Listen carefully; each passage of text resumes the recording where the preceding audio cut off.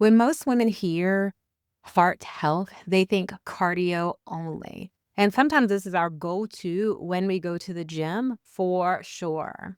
If you're walking and running more, but you feel tired or fatigued, or even inflamed or stuck in your weight loss journey, then this conversation matters. I am Coach Drea, owner of Temple Training, and I help Christian women over 40 manage menopause by first aligning their faith with this season of life and then learning to move and fuel so they enjoy this season.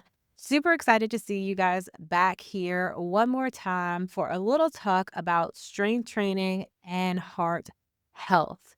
I get this all the time with the new clients about what they do when they go to the gym, some of their go to moves. And it's usually treadmill work, bike work, elliptical work. And they consider this part of their strength training program. It is good. I'm not saying don't do this.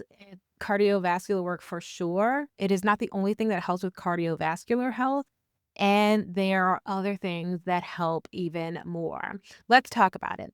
Hormonal shifts change how the body responds to training. So, in this season of life, we're experiencing declining estrogen, which affects muscle mass, which affects insulin sensitivity, and this affects our recovery. Muscle loss accelerates unless we resist it, unless we have a strength training program in place. Less muscle equals more strain on the system. So after 40, muscle becomes something that we want to protect, not optional. Going into the gym thinking that cardiovascular work is more important than strength training might be counteracting what you're desiring for an outcome goal. Strength training supports heart health and other things. But let's talk about how it supports your heart health. Strength training supports the system that actually protects the heart. It helps to regulate your blood sugar, it helps to reduce insulin resistance, and it helps to improve metabolic efficiency. It helps you to burn more fat throughout the day. This is another thing that I hear often from clients when they're saying that they are doing the same routine that they've done in the past to lose weight and it is not working in this present season of life. All of these things that strength training does, regulating the blood sugar, reducing the insulin resistance, and increasing or improving metabolic efficiency, it helps to reduce cardiovascular risk. And this is why strength training is the foundation. It is foundational and not just an add on to your program. So, walking into the gym instead of running towards the cardiovascular machines, we should be running towards those dumbbells and those kettlebells. Strong muscles help create a resilient heart. In the cardiovascular space, one of the things that we talk about with ladies is that they increase their cardiovascular output. Like I'm running on the treadmill, I'm walking longer or farther, and more is not always better when it comes to these movements. Too much high intensity cardiovascular work, it actually increases cortisol. When we think about our stress hormones, exercise is stress. It's good stress, but too much stress actually backfires on us. It increases our cortisol. It delays recovery, which means that we don't have enough in us the next time we come into the gym.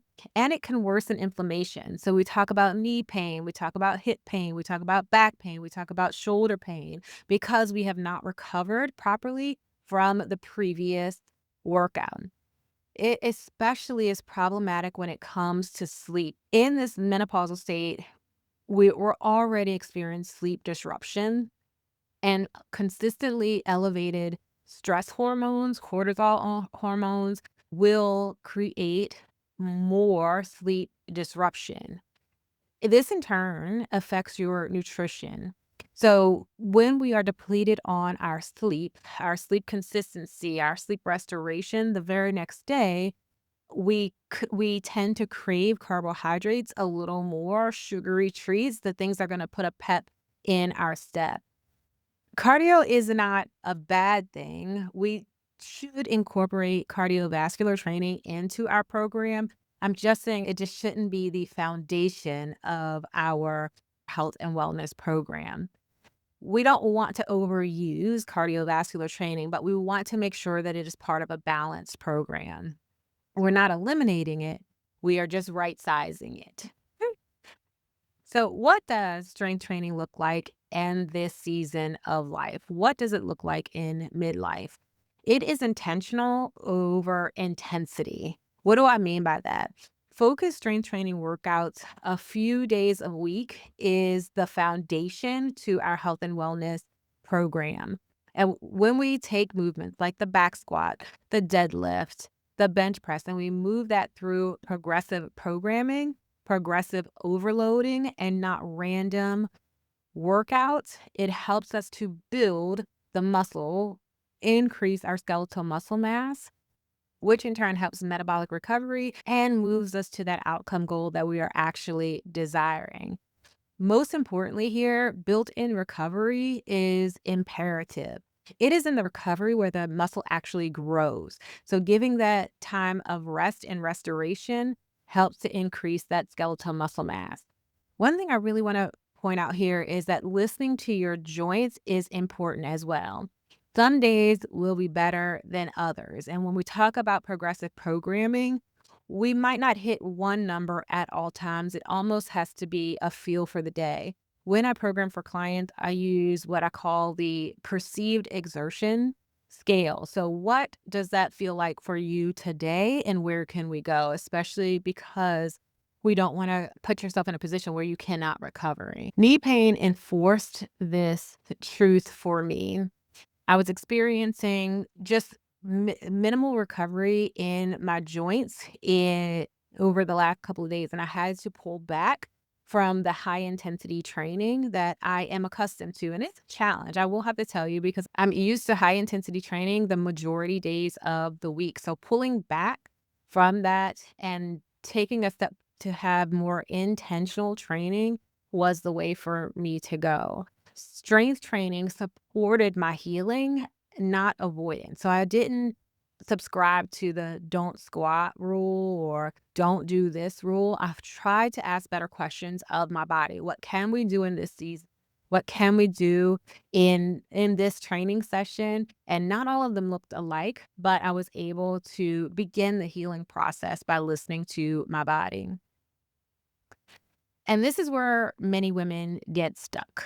We don't want to get bulky. We fear injury in this time. We don't really know how hard to push. And we don't really know what progress or how to progress through strength training. Sometimes this leads to doing too much or even not enough when it comes to your strength training program, when it comes to your health and wellness routine in the gym. Guidance really matters. Guidance removes the guesswork, which often causes stress. I hear this often when ladies come into the gym.